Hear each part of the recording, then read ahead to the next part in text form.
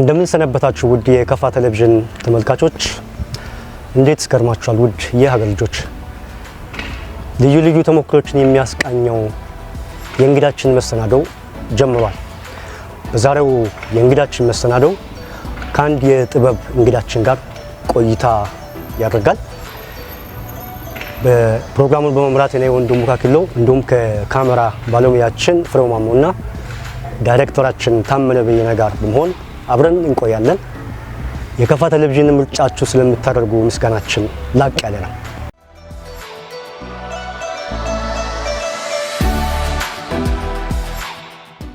እንግዳችን እንኳን ደህና መጡ እንኳን ደህና ቆያችሁ እንግዲህ ጥበብን ስሜትን በጥበብ መግለጽ መልእክት ማስተላለፍ የወቅቱን ኩነት ማሻገር ከጥንት ማህበረሰብ ጀምሮ ነው ተጀምሮና ከተጻፉና ካልተጻፉ ምንጮች ያገኘናቸው መረጃዎች ይህንን እውነታ ያስረዳሉ ቀደም ሲል እንደተጠቀስነው የዛሬው እንግዳችን የጥበብ እንግዳ ናቸው መጀመሪያ ከእንግዳችን ጋር እንተዋወቅ ስሜ ገዝሙ ስይም ነው ያው መምህር ነኝ ወደ ዋናው ርዕሰ ጉዳያችን ከማምራታችን በፊት መምህርነት ምንድነው እንዴት ይገለጻል መምህርነት እንግዲህ ትውልድን የሚቀርጽበት የሙያ ዘርፍ ነው ስለዚህ በምንም ሊተካ አይችልም ማለት ነው ትልቅ ስራ የሚሰራበት ትውልድ የሚቀርጽበት ሀገር የሚገነባበት እንደዚሁ ደግሞ የትውልድ ካራክተር የሚገነባበት ዕውቀት የሚዳብርበት ክህሎት የሚስፋፋበት ዘርፍ ብዙ አገልግሎት ያለው ሙያ የከበረ ሙያ መሆኑን ነው መግለጽ የሚችለው እንግዲህ ርዕሰ ጉዳዩን መንካታችን እስካልተቀጣ ድረስ የእንግዳችን የመምህርነት ጉዞ ባጭሩ ምን ትመስላለች መምህርነት የመጀመሪያ ሙያዬ ነው አንደኛ እና ለ3 10 አመታት ያክል በመምህርነት ሙያ አገልግያለሁ አሁንም በማገልገል ላይ ነው የምገኘው እና ሙያውን እጅግ በጣም ወደዋለሁኝ ለሙያው ትልቅ ክብር ያለኝ እና መምህርነት እንዴት ነው ከቃላት በላይ ነው ቢኮዝ በምንም መመዘኛ የምታየው ነገር ሳይሆን ለትውልድ በሚሰጠው አገልግሎት አንፃር ነው መመዘን ያለበት ማለት ነው ሶ ሀገር ያው የምትገነባው በመምህራን በሚያፈሩት ትውልዶች ነው ማለት ነው ስለዚህ መምህርነት ይህን ይመስላል እጅግ እናመሰግናለን ልዩ ልዩ ተሞክሮችን የሚያስቃኘው የእንግዳችን ፕሮግራም ዛሬ የጥበብ እንግዳ ይዞ ቆይታ ያደረገ ይገኛል የከፋ ማህበረሰብ ቴሌቪዥን ምርጫችሁ ስለምታደርጉ ምስጋናችን ላቅ ያለ ነው ወደ ዋናው ርዕሰ ጉዳያችን እናምራ እንግዲህ በጥበብ ስሜትን መግለጽ መልእክት ማስተላለፍ መረጃ መቀባበል የወቅቱን ኩነት መናገር ከማህበረሰብ ጀምሮ ነው የተጀመረውና እንደው መምህርና ጥበብ ምንና ምን ናቸው አዎ በጣም ጥሩ ጥያቄ ነው መምህርነት ሙያ ላይ መሆን ባለ ብዙ አይን መሆን ነው ብዬ ገምታለሁ ባለ ብዙ አይን አዎ ነገሮችን ከብዙ አንግል ተመለከተው ችሎታህን ዕውቀትህን ከጊዜ ወደ ጊዜ የምታዳብርበት የሙያ ዘርፍ ነው በአንድ አቅጣጫ ብቻ ሳይሆን በልዩ ልዩ መንገዶችም ሀገርህን ማገልገል የምትችልበት የሙያ ዘርፍ ነው ከዚህ አንግል ነው ማየው ማለት ነው እጅግ ደስ የሚል ቆይታ ያደረግን እንገኛለን እንግዲህ ቀደም ሲል እንደተጠቀሰው በጥበብ ስሜትን መግለጽ የሚባል ጉዳይ ሲነሳ ስለ ጥበብ ሲነሳ በግጥምና በተለይም በዜማ በግጥም በስንኝ ስሜትን መግለጽ መልእክትን ማስተላለፍ እጅግ በጣም የተወደደ በብዙዎች ዘንድ ትልቅ ስሜት ፈጣሪ የሆነ ጥበብ ነውና እንግዳችን እንዴት ነው ወደዚህ ወደ ግጥም ወደዚህ ወደ ጥበብ መንደር የተቀላቀለው እንዴት ነው አጋጣሚ ነው ወይስ እንዴት እንግዲህ ወደ ስነ ጥበብ ማለት ትምህርትን ራሱ ስነ ጥበባዊ በሆነ መንገድ ማስተማር ይቻላል ስነ ጥበብ ትልቅ አቅም ያለው ዘርፍ ነው በዛ ልክ ነው የሚረዳው እኔ በዛ ዘርፍ የተለየ ስልጠና አልወሰድኩኝም ይሁን እንጂ በሃይ ስኩል በተማሪነት ቆይታ ያለውኝ የቋንቋ ትምህርቶች ላይም ጥሩ ዝንባሌ ያለኝ አሁን ስነ ጥበብ ላይም ያለኝ ዝንባሌ ከዛ ፍላጎት የመነጨ ነው ልል እችላለሁኝ እና አንዳንድ ጽሁፎችን ጽፋለሁ በግጥም መልኩ አዘጋጃለሁ ለራሴ እርካታ ስል ማለት ነው። እና ከዛም ባለፈ መልኩ ደግሞ በዚህ አይነት መልኩ ለማህበረሰብ መድረስ የሚቻል ከሆነ እጅግ በጣም ትልቅ እድል ነው እና በአጋጣሚ ነው ልልህ አልችልም። ያው ከውስጥ ያለ ነገር ነው እያደገ መጥቶ ትልቅ ደረጃ ላይ ሊደርስ የሚችለው ማለት ነው። ቀደም ሲል እንደገለጹልን የባዮሎጂ ደግሞ የስነ ህይወት መምህር ነው። ኦፍ ኮርስ አዎ፣ የባዮሎጂ መምህር እንግዲህ ብዙ ጊዜ ስለ ጥበብ፣ ስለ ግጥም የተለያዩ ጥበብ ስራዎችን የስነ ጽሁፍ ስራዎችን ማወቅ ከስነ ጽሁፍ በዘርፉ መማርን በዘርፉ መሰልጠንን ወይ ደግሞ ለዘርፉ መሰጠትን ከዚህ ጋር ያገናኛሉ። እሱ ደግሞ የስነ ህይወት መምህር ነው። አዎ፣ የባዮሎጂ መምህርና ግጥም፣ የባዮሎጂ መምህርና የስነ ጽሁፍ ጥበብ እንዴት ሊገናኙ ይችላሉ? ትንሽ እስኪ እናውጋ። አዎ እንግዲህ ስነ ህይወት ውስጥ ህይወት ያላቸው ነገሮች ናቸው በስፋት የሚዳሰሱት የሚታዩት። ህይወት ያለው ነገር ደግሞ በጣም ሰፊ ነው፣ ውቅያኖስ ነው ማለት ይችላል። እነዚህ ህይወት ያላቸውን ነገሮች ተጠቅመ ብዙ ነገር መግለጽ ትችላለህ፣ ማቅረብ ትችላለህ ማለት ነው። እያንዳንዱ እንስሳ በሆነ ገጸ ባህሪ ውስጥ ገብቶ መልእክት ሊያስተላልፍ የሚችልበት መንገድ አለ ማለት ነው። እና ስነ ህይወት ያው ከእንትን ጋር ከስነ ጥበብ ጋራ ግንኙነት ያለው ነገር ነው ማለት ነው። ግንኙነት ያለው ነገር ነው ከተፈጥሮ ጋር። ተፈጥሮ ውስጥ ህይወት ያለው ነገር ነው ያለው። ስለዚህ እነዚህ ነገሮች ስነ ጥበባዊ በሆነ መንገድ መቃኘት፣ መመልከትና መግለጽ መቻል ራሱ ደስ የሚያሰኝ ነገር ነው ማለት ነው። እንደ ስነ ህይወት መምህር ወይ ደግሞ እንደ ባዮሎጂ መምህር ጥበብና ተፈጥሮን ይረዳሉ። ተፈጥሮ ውስጥ ጥበብ አለ። ስለዚህ ተፈጥሮና ጥበብ የተገናኙ ናቸው በብዙ መልኩ ያሉኝ ነው። እውነት ነው። የአንድ ሳንቲም ሁለት ገጽታ ነው ልትል ትችላለህ። ተፈጥሮ ብዙ ነገር ያስተምረናል። እሺ፣ እንዴት ወደ ግጥም ገቡ? እንዴት ወደ ስንኝ? ምን አይነት ግጥም ምንድነው? እንዴት? እስኪ ይሄንን ደግሞ እስኪ እናውጋ። ወይ ደግሞ በስንኝ ተፈጥሮን የገለጹበት መንገድ አለ? አዎ፣ እስቲ ለምሳሌ አሁን ስለ አባይ ወንዝ አያይዤ ልገልጽ እችላለሁ። ተፈጥሮ ውስጥ አንዱ ስለሆነ ማለት ነው። ወቅታይም ስለሆነ ፓራዳይም ሺፍት ያደረግንበት ሂደት ላይም ስላለን ደረጃ ላይም ስላለን ጥንት ላይ ያው አባይ ሲወቀስ ሲኮነን የቆየ የተፈጥሮ ሀብት ነው። አሁን ግን ያ ነገር ቀርቶ ወደ ውዳሴ የገባንበት ሂደት ነው ያለው ማለት ነው። እና ለምሳሌ አንድ አጭር ግጥም ላቅርብልህ። እንኳን መጣ የርቀቱን ሪከርድ በእጅ ጨብጠ በስፋት በጥልቀት ለወገን አስበ ለሀገር ወዳጅነት ከፍታ ጨምረ አባይ እንኳን መጣ የኃይል ምንጭ ሆነ። ይሄ አንዱ ነው። ከዚህም ባሻገር ደግሞ ወዴት ነው መጣው?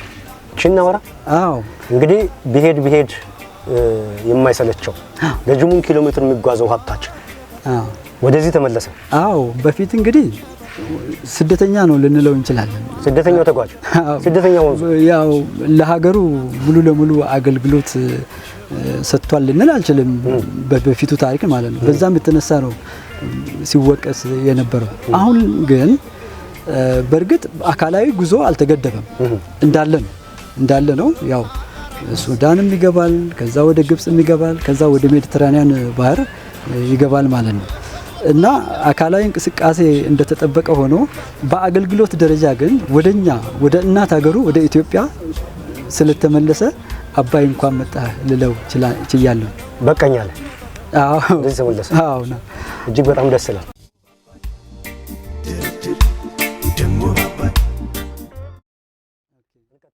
እንግዲህ ተፈጥሮን በማድረቅ ጀመርኩ። ታላቁ ወንዛችን ረጅሙን ኪሎ ሜትር የሚጓዘው መጓዝ የማይሰለቸው ለዘመናት የተወቀሰ አሁን ተመለሰ ብያለሁ ብለዋል። እንቀጥል ወጋችን። አዎ ይሄ ነው። ከዚህም ባሻገር ለምሳሌ ሌላ ስንኝ ልጠቅስልህ እችላለሁ።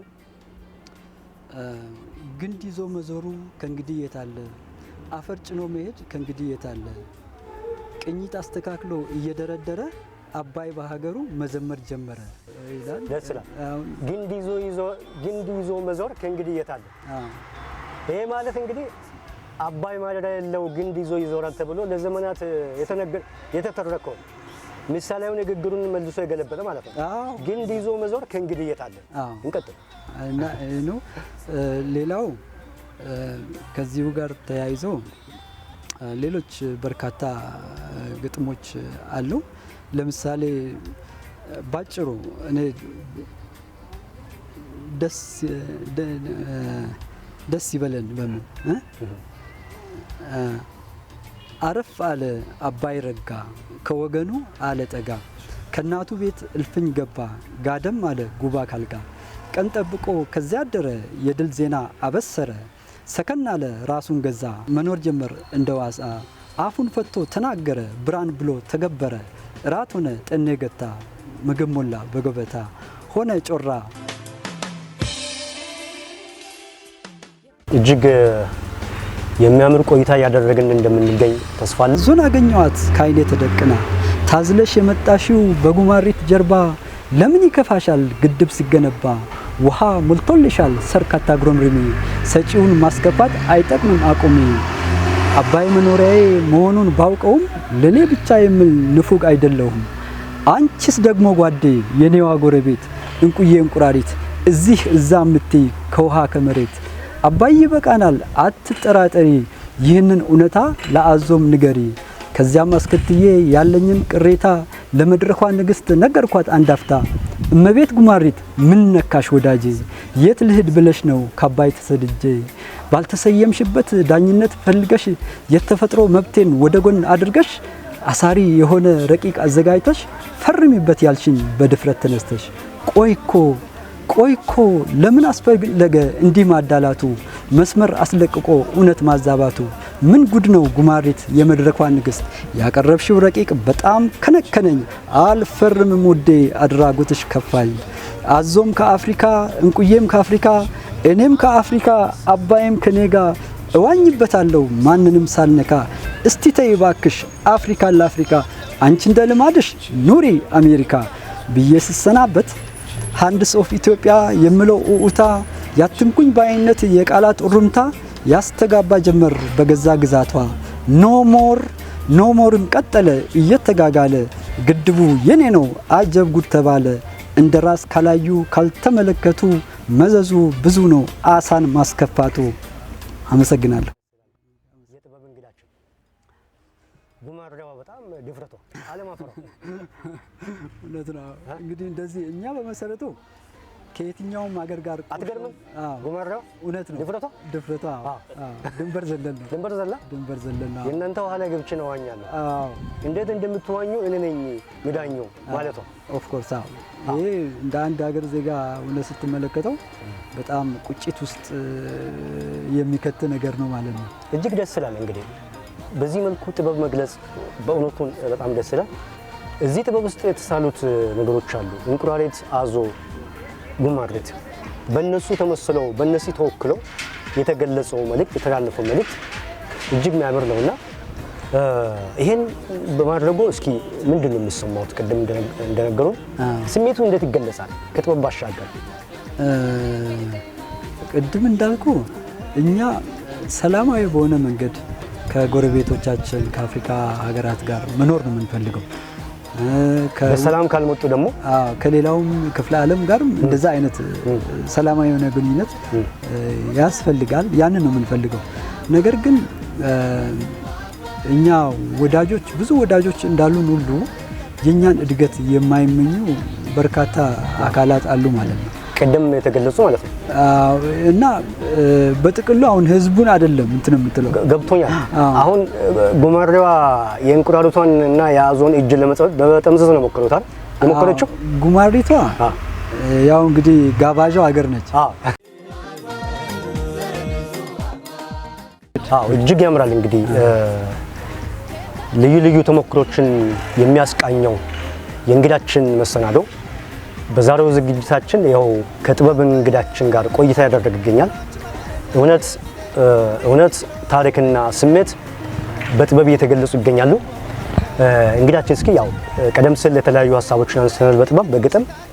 ስለዚህ አሁን ደግሞ አንድ ዜማ ተገባብዘን ለተመልካቾቻችንም እረፍት ሰጥተን እንመለሳለን። የትኛውን ዜማ ዜማ አድናቂ ነው ምሳሌ መቼም የጥበብ ሰው ስነኝ የሚወድ ሰው ግጥም የሚወድ ሰው ከዜማ ፍላጎት ከዜማ ፍቅር የራቀ ነው የሚል ግምገማ አይኖርም። እስኪ ዜማ እንምረጥና እንመለስ። ኦኬ ያው ለምሳሌ አሁን ኢትዮጵያ ሀገራችን የሚለው ቢመረጥ በጣም ደስ ይለኛል። እጅግ ደስ ይላል። የዛሬው ወጋችን በጥበብ የታጀበ ነው።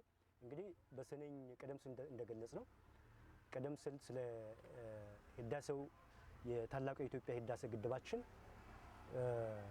ዛሬ የደረሰበት ሁኔታ የመጣንበት መንገድ ተሻግሮ የመጣበት መንገድ በጥበብ ገልጸናል። በግጥም በደንብ ተደርጎ ተገልጿል። ከዚህም ባሻገር ወይ ደግሞ ከዚህ ጋር አያይዞን ያነሱት ነገር ካለ ከዚህም ባሻገር ሌሎች ጉዳዮችን በግጥም የገለጹበት በስንኝ የገለጹበት ካለ እስኪ ወደዚህ ሌሎች ርዕሰ ጉዳዮች ብንመለስ። ምናልባት እናንተን ካላዘገየውኝ አሉ ብዙ ማለት ነው። ለምሳሌ ተመልካቾቻችን ራሱ አይሰልቹም እየጠበቁን እኮ ነው። ምንም እንዘገያለን ችግር የለም። እሺ ለምሳሌ ስለ ሀገር ውስጥ ነው። ሀገር ማለት እንግዲህ ትንሽ ዘለግ ያለ አለ፣ ሌሎች አጫጭሮችም አሉ። ዘለግ ካለው ሀገሬ የምለውን ልበልላችሁ። ሀገሬ ከልቤ ጣሪያ ወለል ያለሽው አንቺ መሀል ማረፊያ የኔ ዛፍ ጥላ አንቺ ነሽ የኔ ከለላ ሀገሬ ይዘሻል ብዙ ነገር ከገላ እድፍ ማስጣያ ለክፋት ሰንኮፍ መንቀያ ማልጄ ታጥቤ ጳጉሜ አየሁሽ አንቺን ደግሜ ሀገሬ ውቢት ሀገር ይዘሻል ብዙ ነገር መለያሽ ዘመን መቁጠሪያ አለበት ምሕረት ማብሰሪያ የልብሽ ፍቅር ጤና አዳም ሰጪ ነው ለሰው ልጅ ሰላም ሀገሬ ውቢት ሀገር ይዘሻል ብዙ ነገር አየርሽ ምቹ ነፋሻ የሆነ መንፈስ ማደሻ ጠረንሽ ሽቶ መዓዛ ማራኪ እጅግ ሲበዛ ሀገሬ ውቢት ሀገር ይዘሻል ብዙ ነገር የጥበብ ፊደል ገበታ የሰው ልጅ መገኛ ቦታ ውብ አንቺ የኛ ስጦታ አለብን ያንቺ ውለታ ሀገሬ ውቢት ሀገር ይዘሻል ብዙ ነገር ከጋራሽ ጅረት ይፈልቃል ጥማችን ባንቺ ይረካል ማሳችን የእህል አዝመራ አንቺ ነሽ ለምለም እንጀራ ሀገሬ ውቢት ሀገር ይዘሻል ብዙ ነገር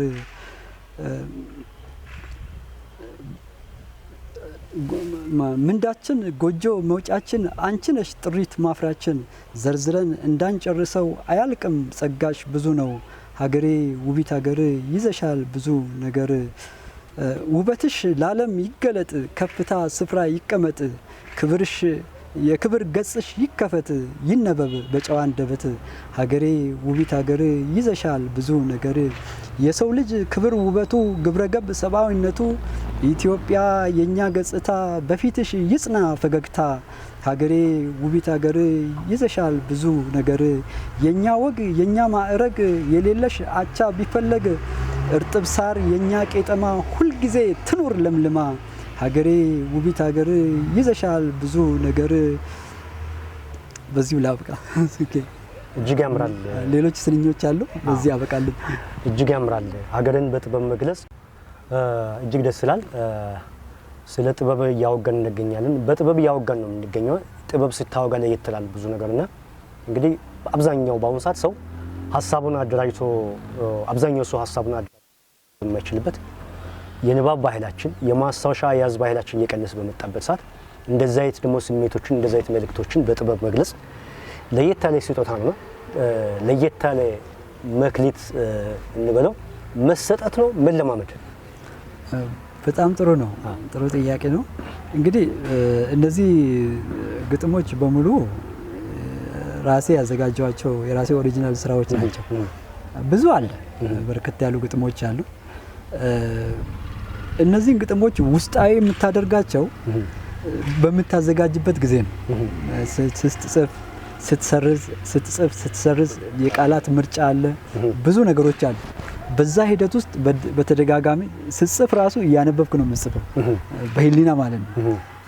የጻፍከውን እንደገና ታነባለህ። ያ ነገር በሂደት ምን ይሆናል ውስጣዊ ይሆናል ማለት ነው።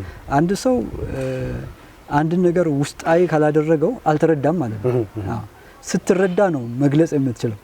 ያ ይመስለኛል። ኢንተርናላይዝ ስታደርግ ማንጸባረቁ ብዙም ከባድ አይሆንም እውነተኛ እስከሆነ ድረስ ማለት ነው። ከእውነት የመነጨ ሲሆን እንደዚህ ይወጣል፣ ወደ ውጪ ይወጣል ብዬ አስባለሁ። ከዛ አንፃር ነው እንግዲህ ስሜት አለ። ያን ስሜት ለመግለጽ ደግሞ ቀደም ሲል ለመግለጽ እንደሞከር ነው በእርግጥ የሰው ልጅ የልምምድ ውጤት ነው። አንዳንዱ እንግዲህ ተስጥኦ የሚባል ነገር አለ፣ በመለማመድ የሚመጣ ነገር አለ፣ በመሰጠት የሚመጣ ነገር አለ።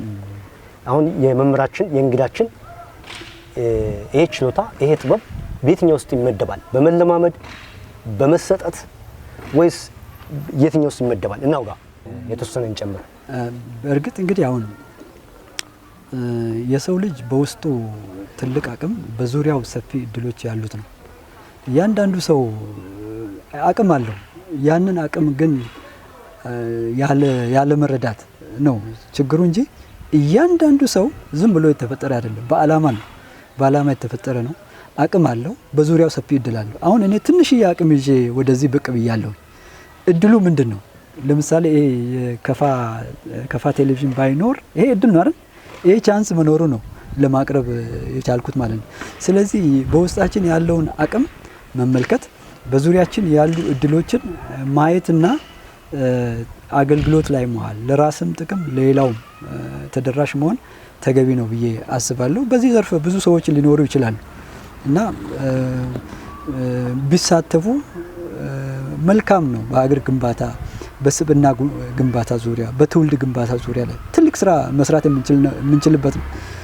እኔ ስነ ጥበብ እንደኔ አረዳድ ትልቅ አቅም ትልቅ ፓወር ያለው ዘርፍ ነው ስነ ጥበብ እና በዚህ ዘርፍ ተሰጥኦ ዝንባሌ ያላቸው ሰዎች ሀገርን መገንባት፣ ትውልድን ማነጽ፣ ማሻገር ይችላሉ ብዬ ነው ማምነው በበኩሌ ማለት ነው።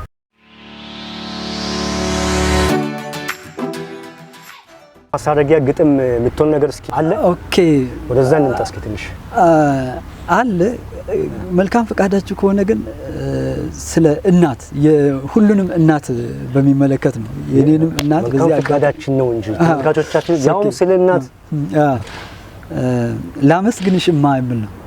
ላመስግንሽ እማ ለነበረን ቆይታ ለዋልሽልኝ ውለታ ከምስጋና በላይ የለኝም ስጦታ። መች እንዲህ ቀላል ነው የእናት ውለታ ለማንሳት ነው እንጂ ከፍሎ ለትዝታ።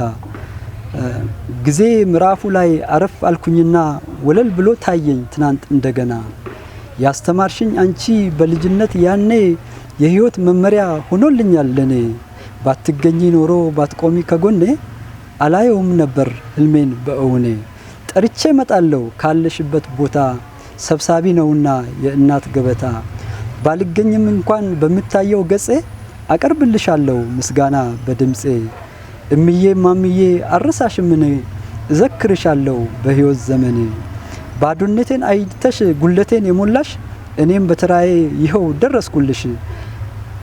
ላመስግን አምላኬን በጥሞና ሆኜ ያሰብኩት ተሳክቶ ስላየሁኝ እኔ። ላመስግንሽ እማ ደግሜ ደግሜ ከተቀመጥኩበት ብድግ ብዬ ቆሜ የሚል ነው። አመሰግናለሁ። እጅግ ያማረ ቆይታ ነበረ። ብዙ ነገር ያነሳን ነውና እያነሳን ያለነው በጥበብ አንደበት ነውና የጥበብ አንደበት በጣም ለየት ባለ መልኩ ነው የምትገልጸውና ብዙ ስሜቶችን እዚሁ የኛን ስሜት መቀስቀስ የቻሉ ሀሳቦች አነሳን። ምንድነው የመምህራችን ቀጣይ ዓላማ ምንድነው? ጥበብን ማድነቅ ብቻ ነው ወይስ ምንድነው? በእርግጥ እንግዲህ መልእክትን የምታስተላልፍባቸው ብዙ መንገዶች አሉ። ለምሳሌ ይሄ አንደኛው ሜይንስትሪሚንግ ሚዲያ ነው። ሌላኛው መጽሐፍ ነው ማለት ነው። መጽሐፍ ጽሁፎችን አዘጋጅቶ በመጽሐፍ ማሳተም ቢቻል በየትምህርት ቤቱ ሁሉ ተደራሽ ሊሆን ይችላል ማለት ነው እና የኔ ምኞት ማለት ነው። በእርግጥ ብዙ የምንመኛቸው ምኞቶች በሂደትም ቢሆን አንድ ሁለት እያሉ እየሆኑ ያሉበት ሁኔታ አለ ማለት ነው። ትልቁ ነገር ተስፋ አለመቁረጥ ነው። ሁለት ነገሮችን ጠላለሁ እኔ። ተስፋ መቁረጥ አንድ ነው፣ ሁለተኛ ደግሞ ትንሽ ነገር ይዞ መኩራራት። እነዚህ ሁለት ነገሮች አይመቹኝም በግሌ ማለት ነው። እና በዚህ ልክ አሁን ያክል መልእክት ማስተላለፍ ከቻለን ሌላው ምንድነው በመጽሐፍ ደረጃ እነዚህን ግጥሞች ማሳተም የሚቻልበት ሁኔታ አለ ብዬ አስባለሁ። ኢቭን ራሱ አሁን በአባይ ዙሪያ ላይ የጻፍኩት ቅንጣት በሚል ርዕስ ያዘጋጀሁት ትንሽዬ በሶፍት ኮፒ ደረጃ ነው ያለው መጽሐፍ ነው። ቅንጣት የሚለው ርዕስ ነው። ርዕሱ ድርብ ነው። ሁለት ቃላት አሉት። አንድም ቃል ነው። ቅንጣት በራሱ አንድ ቃል ነው። ቅንጣት የሚለው ደግሞ ቅንና ጣት፣ በእጆቻችን በጣቶቻችን ነው ብዙ ነገር የምንሰራው። ቅን የሆነ ጣት ያስፈልጋል። ለዚህ ሀገር ቅን የሆነ ጣት ያስፈልጋል ማለት ነው። ህብረ ቃልም ነው ማለት ነው።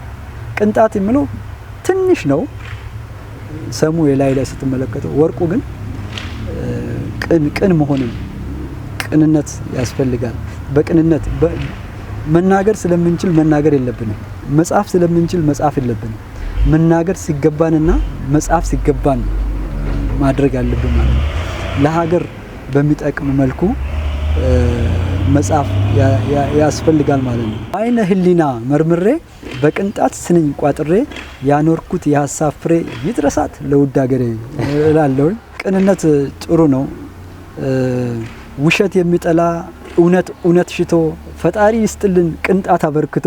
እንግዲህ ትንሹን ብዙ አድርጎ ቅን የሆኑ ሰዎች በዝቶ ሀገር ውስጥ በእርግጥ ሰው ከተማረ ሁሉም ቅን ነው እና መልካም ነገር ማድረስ ማስተማር፣ በኪነ ጥበብ ዘርፍ ማስተማር ከቻልን አላስፈላጊ የሆኑ ባህሪያቶችን ማራቅ ማስወገድ የምንችልበት ሁኔታ አለ ማለት ነው እና ቅንጣት ግን ያስፈልጋል። መልካም ነገር ጽፈን ለማህበረሰባችን ለህዝባችን ማድረስ አለብን እንጂ አሁን ቴክኖሎጂን ለተገባውም ላልተገባውም ነገር ጥቅም ላይ በሚውልበት ጊዜ ችግር ነው።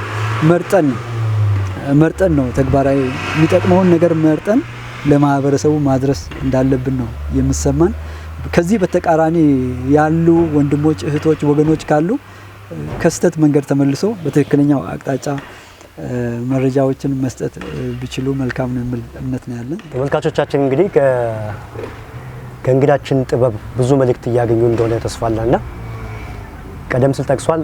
ቅንጣት ያስፈልጋል፣ አስተዋይ አእምሮ ቅንጣት ያስፈልጋል። እቺ ሀገር ትልቅ ትርጉም አለው፣ ትልቅ መልእክት አለውና በመጨረሻ ረገጥ አድርጎ አስምረው መሄድ ያለበት መልእክት ካለ? ጥሩ ጥያቄ ነው። እንግዲህ ጽሁፎች ለምሳሌ የኔን እንኳን ቦስ ያዘጋጇቸው ጽሁፎች አሉ በተፈጥሮ ዙሪያ ላይ። አሁን በታላቁ ኢትዮጵያ ህዳሴ ግድብ በአባይ ወንዝና በግድቡ ግንባታ ሂደት ላይ ህብረተሰቡ የኢትዮጵያ ህዝብ ያደረገውን ተሳትፎ በሚመለከት በዲፕሎማሲውም ዘርፍ በለው በግንባታ ዘርፍም በለው በተለያዩ መንገዶች ያሉትን ተሳትፎች በሚመለከት ያዘጋጀውት ጽሁፎች አለ። ግን መጽሐፉ እንደሌላ መጽሐፍ ትልቅ ቮሉም አይደለችም፣ አነስተኛ ነች። ነገር ግን በኔ ግምት ጥሩ መልእክት የያዘ ነው ብዬ አስባለሁ። ስፖንሰር ሆኖ የሚያሳትም ካለ ፍቃደኛ ነኝ። ሌላው ይህ ባለበት ሆኖ ሌሎች አቅም ያላቸው ሰዎች በየቦታው ይኖራሉ። መምህራን ይኖራሉ፣ ተማሪዎች ይኖራሉ። ከማህበረሰቡም ውስጥ ብዙ ሰዎች ታዋቂ የሆኑ ሰዎች አሉ። ጥበብን እንዲሁ እዚህ ቦታ ላይ ብቻ ነው ያለ ብለህ መወሰን አትችልም። የተለያየ ሰው ጋር ብትሄድ ሰውን በአለባበሱ አይተ መወሰን አትችልም። በውስጡ ትልቅ ነገር የያዘ ሊሆን ይችላል እና እነዚህን ሰዎችን መጎብኘት፣ እናቶችን፣ አባቶችን፣ ታላላቅ ሰዎችን፣ ዝንባሌ ያላቸውን ሰዎች መጎብኘት ያስፈልጋል። እነሱም ደግሞ ውስጣቸው የሚያቃጭል የጥበብ እንትን ካለ እርሾ ካለ ያንን ማጎልበት ማሳደግና ወደ ሚዲያም እንደዚህ መጥቶ ማቅረብ ቢችሉ ማህበረሰባቸውን መገንባት አገራቸውን መገንባት የሚችሉበት ሁኔታ አለና ይህንን ነው ማለት የሚችለው። በጣም አመሰግናለሁ። እንደዚህ ይሄ ሁሉ አውግተንማ ዝም ብለን አንሰነባበትምና የስንብት ስንኝ የስንብት ስንል መጀመሪያችን እንጂ መጨረሻችን አይደለም። ለፕሮግራሙ የስንብት ስንኝ ነው። አሁንም ወደ አባይ ነው የምወስዳችሁ። በአባይ ጀምረን በአባይ እንጨርሳው። ወዳጄ ስማ ነው የምለው። ወዳጄ ስማ ውጪውን እያየ አይን ውዷ እናት እንዳታዝንብ እንዳትሰደድ በባህር ማዶ መሀል ያስቀራል አንዳንዴ ወስዶ የምን መሰደድ መቅረት ከደጅ ግፍ አይሆንም ወይ የእናትስ እጅ እሷስ ማናላት ካለኛ ሌላ እንድረስላት አውተመላ ምጣዱን ለኩስ አይንዳን ከጤስ ጀርባ ሚላቀቅ ከሸክም ጎንበስ ለቤቱ ሳማ ለውጭ ቄጠማ መሆኑ ይቅር ወዳጄ ስማ ሲገነባ እንጂ ኖሮና ሀገር ይቆረቁራል አንሶ ሲነገር አንድ ላይ ሆኖ ካልተሻገሩ ይባል የለም ወይ አብረው ነበሩ ንቁና ብቁ ሆኖ እንጂ ዜጋ መገኘት ብቻ ምን አለው ዋጋ እያንዳንዳችን ካልሰራን በቀር ቀላል አይሆንም የኖሮ ነገር ከተባበሩ አብረው ከሰሩ የሚወገድ ነው ድህነት ነውሩ ያገሩን ሰርዶ ባገሩ በሬ ልጆችሽ አለን አይዞሽ ሀገሬ ለማለት ፈልጋለሁ። አመሰግናለሁ። እጅግ ያምራል። እንግዲህ እንግዳችን ስለ ቆይታችን በከፋ ማህበረሰብ ቴሌቪዥን ተመልካቾች ስም እጅግ አድርገን እናመሰግናለን። በጥበብ አንደበት ብዙ መልእክት ብዙ ነገር አወጋን። ተመልካቾቻችን ደግሞ ጥበብን እንደተቋደሱ መልእክት እንዳገኙ ስሜት እንዳገኙ ተስፋ አለንና በሌሎች ስራዎች የእርሶ ስራ ወደ ማህበረሰቡ ደርሶ ቅድም የተመኙት ተሳክቶ ማየት የኛ ህልም ነውና የከፋ ማህበረሰብ ቴሌቪዥን እንግዲህ ከማስተማር ከማዝናናት በመረጃ ሀብት የዳበረ ማህበረሰብ ከመገንባት ባሻገር እንደዚህ የጥበብ ሰዎችን ማስተዋወቅ የማህበረሰቡን አገር በቀል እሴቶችን ወደ አደባባይ ማምጣት ዋናው ተልእኮ ነውና አሁንም በየአካባቢው በየማህበረሰቡ ውስጥ ያላችሁ ተስፋላችሁ ወጣቶች ትላልቅ ሰዎች የጥበብ ስራችሁን እንድታመጡ ይሄው የከፋ ማህበረሰብ ቴሌቪዥን ክፍት ነው። ስለ ጥበብ እናውጋ፣ እንመካከር፣ ጥበብን እናስታውቅ እንላለን። የዛሬውን ዝግጅት በዚሁ እንቋጫለን። ፕሮግራሙን በመምራት እኔ ወንድሙ ካክሎ ከካሜራ ባለሙያችን ፍሬው ማሞና እንዲሁም ከዳይሬክተራችን ታመነ በየነ ጋር በመሆን ነው። ለዛሬው ስለ አብሮነታችሁ ምስጋናችን ላቅ ያለ ነው። እሺ እጅግ አድርገን እናመሰግናለን።